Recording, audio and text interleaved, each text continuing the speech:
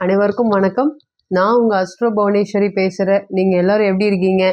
மகர ராசி மற்றும் மகர லக்னம் 2025 புத்தாண்டு பெயர்ச்சி பலன்கள் எப்படி இருக்க போகுது? மகரம் அப்படின்னு சொல்லும்போது பயணம்னா என்னன்னு தெரியாத ராசி. சாதுவாக இருந்தாலும் மனதளவில் ரொம்ப தைரியமான ராசி. சனி பகவான் பிடிச்ச வக்ர நிவர்த்தி அடைஞ்சு முடிஞ்சு இன்னைக்கு தான் மூச்சு விடக்கூடிய ஒரு சூழ்நிலைகள் இருக்குது.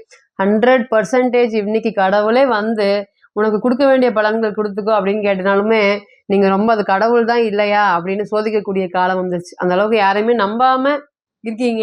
நிறைய மன ரீதியான பாதிப்புகள், நிறைய பண பிரச்சனைகள், எவ்வளோ கஷ்டம் வந்தாலுமே இன்னைக்கு தலைக்கு வந்தது தலைப்பாவோட போச்சு அப்படின்னு நினச்சிட்டு இருக்கக்கூடிய ராசி. எனக்குன்னு யாருமே இல்லை அப்படின்னு அனுதினமும் கடவுள்கிட்ட நீங்கள் வருத்தப்பட்டு கேட்கறது நிச்சயமாக கடவுளுக்கு கேட்குது. யாருமே உங்களை ஒதுக்க முடியாதுங்க. மகரம் எப்பொழுதுமே இந்த தண்ணியில் போட்ட பந்து மாதிரி நீந்திட்டே இருக்கும். யாராவது ஒடுக்க நினைச்சாலும் அவங்க தான் முடிவாங்களை தவிர்த்து நீங்கள் முடிய மாட்டேங்க. யாருக்குமே பயப்பட்டு வாழ மாட்டேங்க. இன்னைக்கு பயந்து ஓடி வாழ்றதே ஒரு பழப்பாக வச்சுருக்கீங்க. தனியாக போராடி ஜெயிச்சிருப்பீங்க. இன்னைக்கு யாருடைய துணையும் இல்லை அப்படின்னு வருத்தப்படுற மாதிரி ஆயிடுச்சு. பின்னோக்கி நடந்துட்டு இருக்கோம். என்னைக்கு முன்னோக்கி போவோம்? இந்த மாதிரி கேள்விகள் மனசுல 1000 வலி, வேதனைகள், கஷ்டங்கள், சலிப்பு ஒரு புறம் இருக்க, பதட்டமான சூழ்நிலைகள் ஒரு புற, தொழில் நடக்குமா நடக்காதா, நிறைய கவலைகள். ஒரு கவலை இருந்தால் சொல்றதுக்கு போதும், நிறையா கவலை இருக்கும்போது எப்படிங்க சொல்றது? இதெல்லாமே உங்களுக்கு இந்த 7.5 சனியோடைய தாக்கங்கள் அனுதினமும் இருக்குங்க. மனசுல 10 நிமிஷம் பேசினா அழுதுருவீங்க. அந்த அளவுக்கு மகரம் ஒரு ரொம்பவே வந்து கஷ்டத்தில் வாழ்கிற மாதிரி இருக்கும். நாங்கள் யாருக்குமே எந்த தீங்குமே விளைவிக்கவே இல்லைங்க. ஏங்க எங்களுக்கெல்லாம் எப்படி? நல்லதுதான் நினைக்கிறேன். என் தம்பி வாழ வச்சு, தங்கச்சி வாழ வச்சேன், நல்லா வாழ வச்சேங்க. என் பிள்ளைய கல்யாணம் பண்ணிக்கிறேன் அப்படின்னு சொன்னாங்க. ஆனால் இன்றைக்கி என்ன ஆச்சுன்னு கேட்டிங்கன்னா, அவங்களாம் ஒரு நல்ல ஒரு சூழ்நிலைக்கு வந்ததுக்கப்புறம் ஏணி மாதிரி ஏறி உங்களை எட்டி வச்சுட்டாங்க. இன்றைக்கி இதுதான் போயிட்டுருக்கா. ஒரு விஷயங்களும் பாருங்கள், நாட் ஒன்லி ஃபார் திருமண வாழ்க்கை, எல்லா விஷயத்துலையும் இதுதான் நடந்திருக்கு. நல்லா படித்து வேலைக்கு ஒருத்தனை கூட்டிட்டு வருவீங்க, அவன் உங்களை கழட்டி விட்டுட்டு போயிடுவான். வாழ்க்கையில் யார் பெருசுன்னு ஓடுறோமோ அவங்க உங்களை ஏமாற்றிட்டு பெரிய நாமத்தை சாத்திட்டு போயிடுவாங்க. அதே போல் 3வது என்னன்னு கேட்டிங்கன்னா, யாரை நம்பி பணம் கொடுத்தீங்களோ அவன் வந்து உங்களை வந்து என்ன வேலை செய்கிறேன்னு கேட்பான். அதாவது சாதா இல்லைங்க, என்ன பேசினாலுமே ஒரு பாதிப்பு கொடுக்குற அளவுக்கு பேசிட்டு போயிருப்பான். இன்றைக்கி சனீஸ்வர பகவானை நினச்சி பயப்படாத நபர்களில் மகரமும் கும்பமும் நிச்சயம் தான் இருக்குது. ஆனால் நான் சொல்கிறத கேளுங்க, எப்பேற்பட்ட நபராக இருந்தாலுமே இந்த காலங்கள், இந்த சூழ்நிலைகள்லாம் மாறக்கூடிய நேரம் வந்துருச்சா? நிச்சயமாக வந்திருக்கு. இருந்தாலும் கஷ்டத்தை மட்டுமே அனுபவிச்சுட்ருக்கோம், தண்டனையை மட்டுமே அனுப்பிச்சிட்ருக்கோம். எதிராளியோட எங்ககிட்ட வாங்கி சாப்பிட்டவன், எங்களை ஏமாத்துறவங்களாம் நல்லா தான் இருக்காங்க. ஏங்க நாங்கள் இருக்கீங்க? சனி பகவான் அவங்களெல்லாம் பார்க்கவே மாட்டாங்களா? எங்களை மட்டும்தான் பார்ப்பாரா? சின்ன பிரச்சனை நடக்குது, எங்களவே இந்த அடி அடிக்கிறாரு, அவரெல்லாம் விட்டுருவாங்களா? இதெல்லாமே உங்களுக்கு 1000 கலவரங்கள், கேள்விகள், நிறைய விஷயங்கள் நடந்திருக்கா அப்படின்னு கேட்டிங்கன்னா இருக்குது. மகரத்தை பொறுத்தவரை வெளிப்படையாக சொல்கிறதுக்கு ரொம்பவே கம்மிங்க.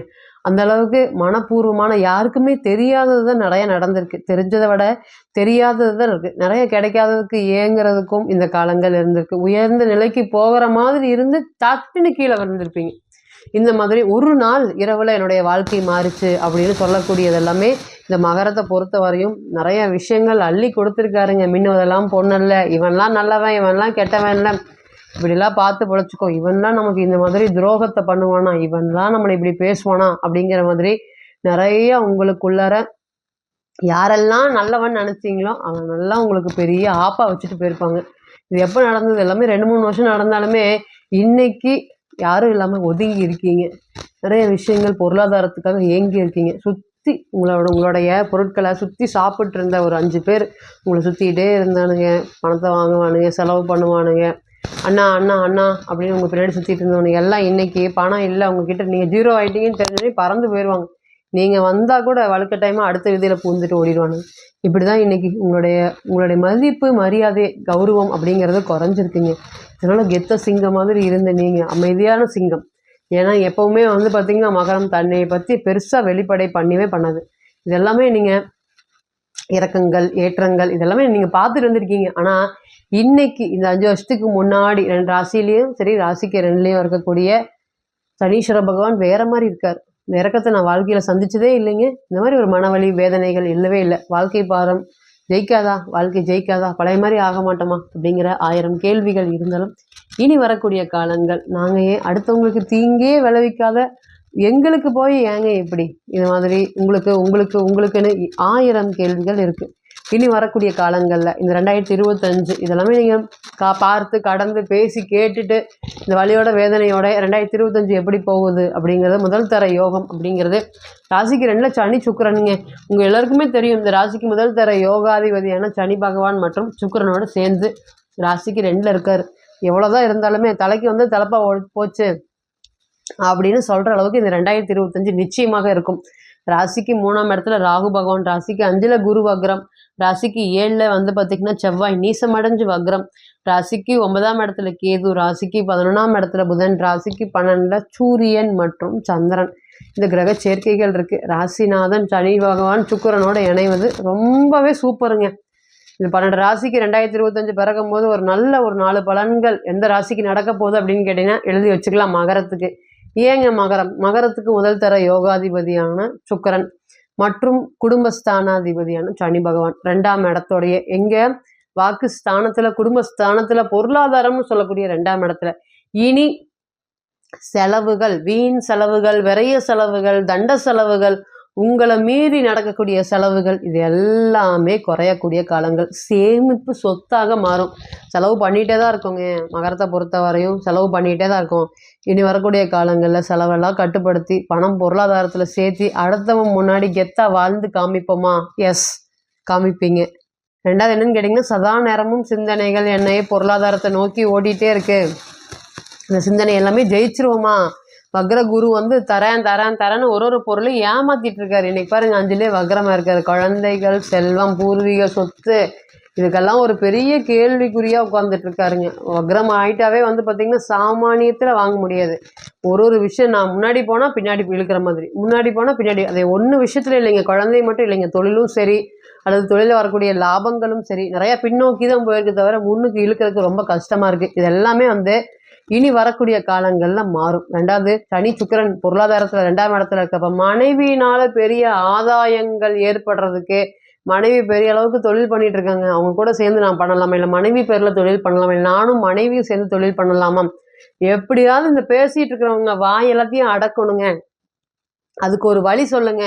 அதுக்கு ஒரு வழி கண்டுபிடிச்சிருக்கோம். அந்த வழியே நாங்கள் வந்து பார்த்திங்கன்னா வேதனையோடு அடுத்த கட்டத்துக்கு கொண்டு போக முடியுமா, அந்த தொழிலில் ஜெயிக்க முடியுமா, மனைவியோடு சேர்ந்து தொழில் செய்கிறதுனால தொழிலில் ஒரு ஏற்றம் வருமாங்க, இவங்க முன்னாடி ஜெயிச்சு காமிச்சு தான் நாங்கள் பேசணுன்னு இருக்கோம் அப்படிங்கிற மாதிரி நபர்களுக்கு நிச்சயமாக இந்த நேரம் உங்களுக்கு ஒரு நல்ல சப்போர்ட்டிவாக இருக்கும். கடன் கிடைக்குங்க. முக்கியமாக இதனால் கடன் கிடைக்கலன்னு வருத்தப்பட்டு கேட்கக்கூடிய இடத்துல நல்லது தாங்க கிடைக்கிறோம், கிடைக்க மாட்டேங்குது. இதுக்கு முன்னாடி ஏமாத்துறதுக்கெல்லாம் கடன் கிடச்சிச்சிங்க, இன்றைக்கி வந்து ஏமாற்றி பழைக்கிறவனுக்கு தான் அதிக கடன் கிடைக்குது, ஆனால் எங்களுக்கு கடன் கிடைக்க மாட்டேங்குது, சொல்லி பட்சம் எல்லாம் வந்து இன்னைக்கு தரோம் நாளைக்கு தரோம் அப்படின்னு இழுத்துட்டே இருக்காங்க. இனி வரக்கூடிய காலங்களில் கடன் கிடைக்கும். கடன் வாங்கும்போது ரொம்ப கவனமாக வாங்கணும். அதே போல் 5ஆம் இடத்துல குரு வக்ரமாக இருக்கிறதுனால குழந்தை பேருங்க, குழந்தைக்கு சதா நேரம், அதுவும் பிறந்த கால ஜாதகத்தில் சனி சுக்கிரன் கிரக சேர்க்கைகள்லாம் சொல்லவே வேண்டியதில்லை. ஏன் குழந்தை கிடைக்கல, எதுக்கு குழந்தை கிடைக்கல, எல்லா விஷயம் சரியாக இருக்குது, ஏன் குழந்தை இருக்குல்ல, இல்லை எனக்கு குழந்தை செல்வம் இருக்கா எனக்கு கொல்லி போகிறதுக்கு யாராவது இருக்காங்களா அப்படின்னு பார்த்து சொல்லுங்கள். இந்த 30 வயசு 25 வயசுலேயே கேட்க ஆரம்பிச்சிட்டாங்களான்னு கேட்டிங்கன்னா இருக்குது. நிச்சயமாக இந்த 5ஆம் அதிபதியோட சனி பகவான் சேரக்கூடிய நபர்கள் அனைவருக்குமே இந்த மாதிரி பிரச்சனைகள் இருக்குது. அதனால் இனி வரக்கூடிய காலங்களில் உங்களுக்கு சுக்கிர பகவானுடைய அருங்கிரகத்தால், அதாவது பெருமாளுடைய அனுகிரகத்தினால குழந்தை செல்வங்கள் கிடைக்கிறதுக்கும், அந்த குழந்தை செல்வதனால மன மகிழ்ச்சிகள், நிம்மதி, சந்தோஷங்கள். அதுவுமே பாருங்கள் குரு வக்ரமாக இருக்குது 5ஆம் இடத்துலையே. குழந்தை படிக்கவே மாட்டேங்குதுங்க, குழந்தை சொல்கிறத கேட்க மாட்டேங்குதுங்க, ஆக்டிவாக இருக்க மாட்டேங்குதுங்க, நல்லா இருந்த குழந்தை இப்படி இருக்குங்க அப்படிங்கிற மாதிரி குழந்தைகள் அப்படிங்கிற கேள்விக்குறி. அதே போல் 2வது என்னன்னு கேட்டிங்கன்னா நீங்களே வந்து ரொம்ப நம்மளே இப்படி ஏமாந்துட்டோம், இந்த குழந்தைகளை இந்த வாழ்க்கை இந்த உலகத்தில் எப்படி வாழ போகுதுங்க, நமக்கு அப்புறம் யார் இதுக்கு சொல்லித்தர போகிறா அப்படிங்கிற மாதிரி நீங்களே ரொம்ப யோசிக்க ஆரம்பிச்சிட்டிங்க. இன்றைக்கி இருக்கக்கூடிய நேரத்தில் நீங்கள் பேரம்பேத்தி காலத்தில் வரை யோசிக்க ஆரம்பிச்சிட்டிங்களா அப்படின்னு கேட்டிங்கன்னா அந்த அளவுக்கு யோசிச்சிருக்கீங்க. அவ்வளோ தேவை இருக்கா அப்படின்னு கேட்டிங்கன்னா இல்லை. எப்படி இருந்தாலும் மகரத்தை பொறுத்தவரையும் வாழ்க்கையில் முன்னுக்கு ஜெயிச்சு நிச்சயமாக ஓரளவுக்கு ஒரு நல்ல ஒரு சூழ்நிலைகளை வரக்கூடிய சூழ்நிலைகளில் இனி வரக்கூடிய காலங்கள் எல்லாத்துக்கும் இருக்கா அப்படின்னு கேட்டிங்கன்னா இருக்குது. எதிரிகளை வெல்லக்கூடிய ஆற்றல், திருமணம் சம்மந்தப்பட்ட விஷயத்தில் இருக்கக்கூடிய நல்லது கெட்டதெல்லாம் இனி வரக்கூடிய காலங்களில் கெட்டது எல்லாமே விலகி நன்மை மட்டுமே நடக்கக்கூடிய ஒரு காலமாக இருக்கும். இடம் வீடு சம்மந்தப்பட்ட விஷயத்துக்கு சொத்து ஒரு கைப்பிடி மண் என் பேரில் ஒரு பத்திரமாவது இருக்கணுங்க. ஒரு ரெஜிஸ்ட்ரேஷன் பண்ணி ஒரு பத்திரமாவது பண்ணணும். நாங்கள் வந்து ரொம்ப வருஷமாக இந்த வீதியில் இருக்கோம், எங்களை இத்தனை வருஷமாக வாடகை வீட்டில் இருக்கீங்களா அப்படின்னு கேட்குறாங்க. அதே போல் நாங்கள் காருங்க, எங்களுக்கு வேண்டிய பொருளாதாரம் சம்மந்தப்பட்ட விஷயங்கள்லாம் இருக்குது. அது சின்ன வயசில் கஷ்டப்பட்டனால இந்த காரு வாங்குறதுக்கே நாங்கள் பெருசாக முயற்சி பண்ணலை அப்படின்னு சொல்லக்கூடிய நபர்கள் அனைவருக்குமே இனி வரக்கூடிய காலங்களில் என்ன கேட்பாங்க, கார்லையா வந்தீங்க, கார்லையா அப்படிங்கிற மாதிரி தான் கேட்குறாங்க. ஆனால் உங்ககிட்ட கார் இல்லைன்னு தெரியும், ஆனாலும் வெளியே எல்லாரும் அப்படி கேட்குறாங்க. கேட்டு உங்களை அவமானப்படுத்துகிறாங்க. இனி வரக்கூடிய காலங்களில் உங்களுக்கு இடம், வீடு, காரு இது எல்லாத்துக்கும் வாங்குறதுக்கும் பொருளாதாரம் சம்மந்தப்பட்ட உதவிகளை அடுத்த கட்ட வளர்ச்சியை நோக்கி கொண்டு போகிறதுக்கும் இந்த 2025 நிச்சயமாக உங்களுக்கு சப்போர்ட் பண்ணுமா அப்படின்னு கேட்டிங்கன்னா கண்டிப்பாக பண்ணும். இப்போ நீங்கள் கிடைச்சி வந்துட்டு இருந்த அனைத்துமே கோச்சார பலன்கள் தான். கோள்களுடைய சாரம் அனுதினமும் மாறும். இப்போ நமக்கு பேசிகிட்டு இருக்கும்போது ஒரு கிரகம் ஒரு நட்சத்திரத்தில் பயணிக்கும், அதே கிரகம் நாளைக்கு வேறு நட்சத்திரத்தில் பயணிக்கும். இப்போ பிறந்த கால ஜாதகம் அப்படிங்கிறது 100%. அப்போ தனிப்பட்ட ஜாதகத்தை நீங்கள் ஆலோசனை பண்ண விருப்பப்பட்டால் கீழே இருக்கக்கூடிய நம்பருக்கு கான்டாக்ட் பண்ணுங்கள். நான் வணங்கக்கூடிய நரசிம்மர் உங்கள் எல்லோருக்குமே நல்ல வளமான வாழ்க்கையை ஏற்படுத்தி தர நிச்சயமாக பிரார்த்தனை பண்ணிக்கிறேன். மீண்டும் ஒரு பதிவில் உங்களெல்லாம் சந்திக்கும் வரை உங்களிடமிருந்து விடை பெறுவது உங்கள் அஸ்ட்ரோ புவனேஸ்வரி. நன்றி, வணக்கம்.